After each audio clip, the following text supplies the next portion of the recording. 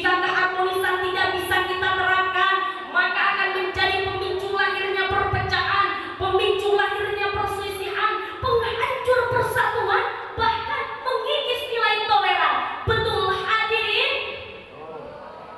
Hadirin, Dr. Kiai Haji Abdurrahman Wahid atau Gus Dur, beliau seringkali disebut sebagai bapak pluralisme.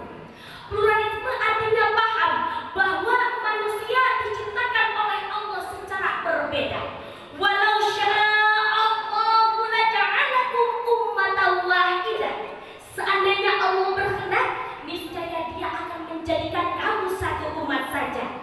Quran surah An-Nahl ayat 93. Saudara-saudaraku yang dirahmati oleh Allah, marilah kita menjaga keberagaman bangsa ini sebagai identitas bangsa yang tak akan terpisahkan.